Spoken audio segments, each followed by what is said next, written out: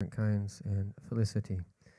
So inshallah ta'ala this year we're going to be looking at Surah Al-Kahf, and perhaps if we have time some of the other chapters after it, instead of last year just choosing certain verses from the various ajza that we're reciting. This year we're going to focus on Surah Al-Kahf, and then once we finish that, move to another chapter bi'idhnillahi ta'ala. So tonight will just be an introduction of this very important and blessed chapter that comes about midway in Allah subhanahu wa ta'ala's book. And the majority of the scholars have said that Surah Al-Kahf, the translation of which is the chapter of the cave, is a Meccan surah. That means that it was revealed before the migration of the Prophet sallallahu alaihi wasallam, those first 13 years after becoming a prophet. And there are three main themes that you tend to find in the quote-unquote Meccan surahs, or sometimes there's a chapter that has both verses that are Meccan and Medinan. And they are affirming the oneness of Allah, so at-Tawheed, affirming the oneness of Allah. The second is about the Prophet's Risala, prophethood and messengership. And the third is life after death. That is what you call the Qiyamah, and everything that happens after that. And in this blessed chapter that has 110 verses, is that there are four main stories that we find. And this is the stories of Ashab Al-Kahf, the companions of the cave. There's a story about the two individuals and that the two gardens, so the owner of the two gardens. Then we have the story of Sayyidina Musa, the Prophet Moses alayhi salam, and Khidr. And then finally we have what most people believe, most commentators believe to be that Dhul Qarnayn, the story of Alexander the Great. So these four different stories make up that a good portion of Surah Al-Kahf. And one of the things that we will find here is that there is a relationship between reciting this blessed chapter and between protection from end of time scenarios, especially from the Dajjal. And we'll come back to this in relation to these blessed stories that were mentioned. But we'll just mention a couple of the hadith of our Prophet ﷺ about Surah Al-Kahf.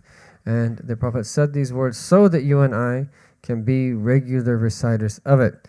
So he said, sallallahu alayhi wa sallam, Man hafidha 10 ayatin min awwali Surah Al-Kahf usima min fitnati Dajjal. So whoever memorizes the first 10 verses of the chapter of the cave will be protected from the fitna, from the trial of the Dajjal, the Antichrist. In another narration, fi akhir Surah Al-Kahf, the last 10 verses. So it's good to memorize the first 10 verses of Surah Al-Kahf, if not the entire chapter, and the last 10 verses. And that will be a protection from the Dajjal, as our Prophet said, sallallahu alayhi wasallam. And then in another narration, فَمَنْ أَدْرَكُ مِنْكُمْ فَلْيَقْرَأْ عَلِي فَوَاتِحَ سُورَةِ الْكَهْفِ. If anyone comes into contact with the Dajjal, let him read the first 10 verses of Surah Al-Kahf. So this is a deep protection, and there is that incredible wisdom in it. And then encouraging us to recite it regularly, the entire chapter, our Prophet said, sallallahu alaihi wasallam, that whoever that recites Surah Al-Kahf is that will be given a light between the heavens and the earth, and will be protected from the trial of the grave. And then another narration, whoever recites Surah Al-Kahf Yawm al-Jum'ah, on the day of Jum'ah, is that Allah Ta'ala will light up for him that which is between the two Jum'ahs. There'll be a light that remains with him and that shines and is radiant until the following Jum'ah. And in another narration, whoever recites Surah Al-Kahf Laylat al-Jum'ah, on the night of Jum'ah, and this is why in schools like the Shafi school it's recommended to recite it both on the night before Friday day and the day on Friday. أَضَاءَ لَهُ مِنَ النُّورِ مَا بَيْنَ وَبَيْنَ الْبَيْتِ الْعَتِيقِ, is that there'll be a light that shines for him between him all the way to the ancient house of worship in Mecca al-Mukarramah. So this is a very important that chapter for us to have a connection to understand the meanings of, and to recite regularly.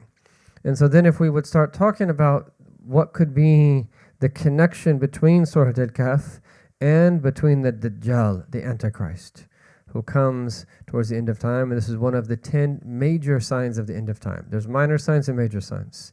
There's minor signs that have happened and that won't happen again. There's minor signs that happen and increase in intensity. Then the third classification is major signs. And the Dajjal is one of 10. And when he emerges.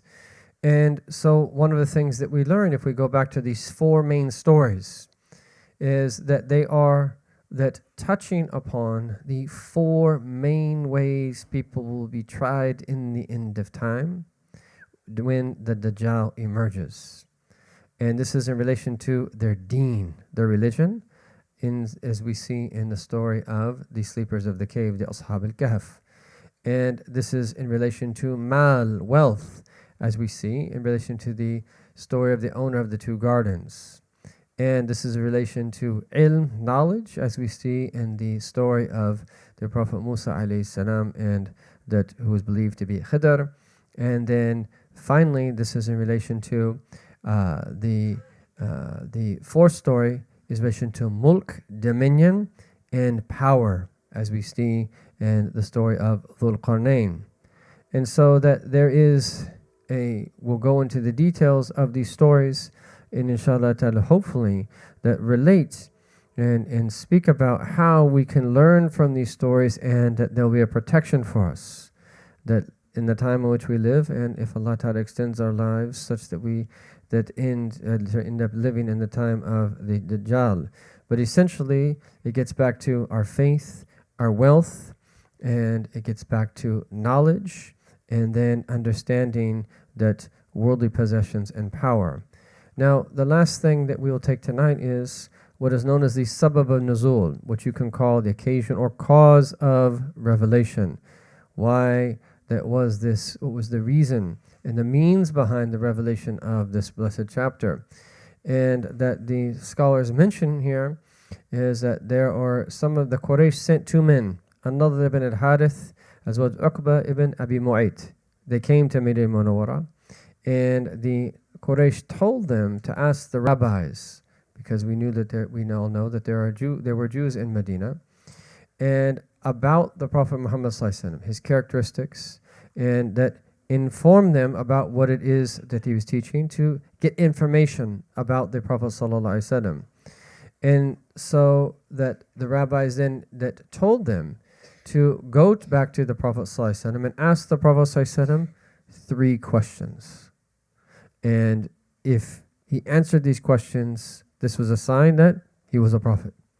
And that if he couldn't answer these questions, that they were saying this is a sign that he is an imposter. وَحَشَاهُ صَلَّى اللَّهُ عَلَيْهِ وَسَلَّمَ. And so the first was to ask about the young men who had left their city in the distant past and what happened to them. Yani Ashab Al-Kahf. And the second one was about the one who traveled to the east and the west and asked about what happened to him, Yani Dhul Qarnayn. And the third thing that they asked the Prophet was about the ruh, was about the spirit and what it is. And he says if he answers these questions, follow him because he is a prophet. And so they came to the Prophet ﷺ and they asked him these 3 questions. And he said that he was going to bring them the answers the next day. But in this case, he didn't say, Insha'Allah. This verse is coming. And then Allah subhanahu wa ta'ala rebuked him. But when we say this, we have to say this very carefully and have adab with the maqam al-nubuwah. This is the rebuke of the lover of his beloved, and only wanting for him. This is how we have to understand every time in the Quran when Allah outwardly apparently is rebuking the Prophet ﷺ. This is the rebuker of the lover of his beloved, meaning is that he only wanted the Prophet ﷺ to have the highest possible rank that there would be and the very best possible response that could be. This is how we understand Surah Al-Abasa and others as well.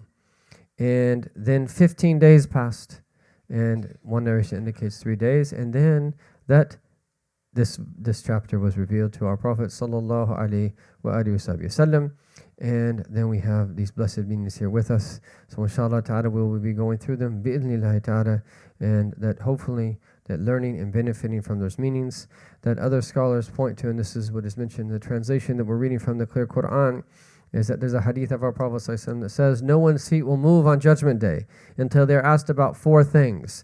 What they did in their youth, and this corresponds to the story of Surah about the sleepers of the cave. How they earned and spent their wealth, and this corresponds to the owner of the two gardens. What they did with their knowledge, this corresponds to the story of Sayyidina Musa alayhi salatu wassalam, and then how they spent their lives. And this relates to Dhul Qarnayn and his traveling about in the earth.